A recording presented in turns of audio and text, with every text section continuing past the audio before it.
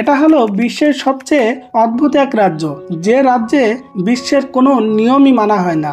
অনেকে একে দ্বীপ বলে, কিন্তু আসলেই এটা এক পুরো রাজ্য, যা ফ্রান্সের উপকূলে সমুদ্রের মাঝে দাঁড়িয়ে আছে। দেখে হয়তো বোঝা যায় না, কিন্তু এই রাজ্যে এখনো রাজা আছে, সেনাপতি আছে, আর আছে শত শত নাগরিক যারা বাইরের পৃথিবীর সম্পর্কে কোনো সম্পর্কই রাখে না। প্রতি বছর প্রায় 30 লক্ষ মানুষ এই রাজ্যে ঘুরতে আসে। কিন্তু অবাক করার মতো ব্যাপার হলো, এখানে টাকা, ডলার বা কোনো আধুনিক মুদ্রাই চলে না। এখানে এখনো চলে সোনার মুদ্রা। ফ্রান্সের অংশ হয়েও ফ্রান্স সরকার এই রাজ্যের কোনো হস্তক্ষেপ করতে পারে না। বাইরের কেউ চাইলে এখানে ভেতরে প্রবেশ করতে পারে না, যতক্ষণ না পর্যন্ত রাজা নিজেই অনুমতি দেন। আরো আশ্চর্যকর বিষয় হলো, এই রাজ্যে যাওয়ার জন্য রাস্তা মাত্র 40 থেকে 45 মিনিটের জন্য খোলা থাকে।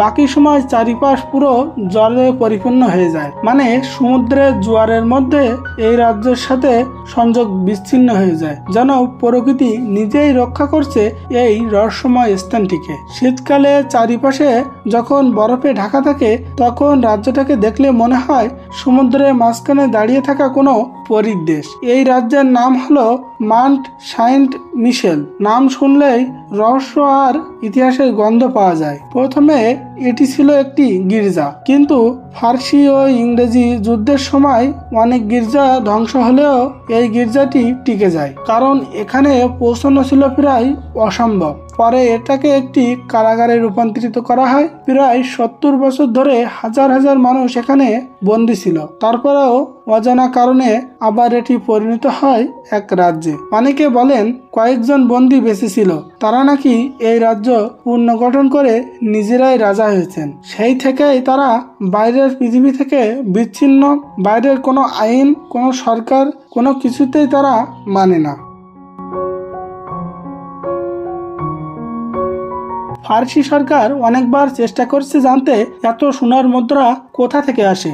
ধারণা করা হয় যুদ্ধের সময় প্রচুর সোনা এখানে মজুত করা ছিল।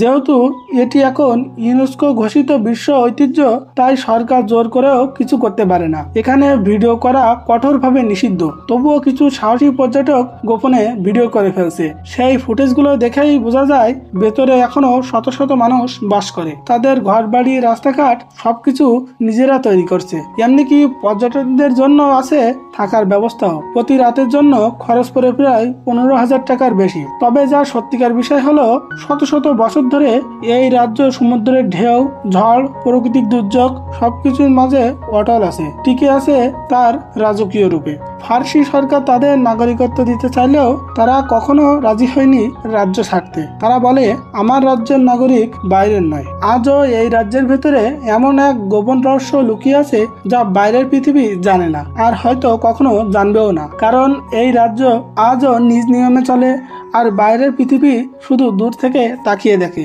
এই রহস্যময় সোনার রাজ্যের দিকে। এমন ঐতিহ্যবাহী দর্শনীয় স্থান সম্পর্কে জানতে আমাদের অন্তরিকার চ্যানেলটি অবশ্যই সাবস্ক্রাইব করে রাখবেন। ধন্যবাদ।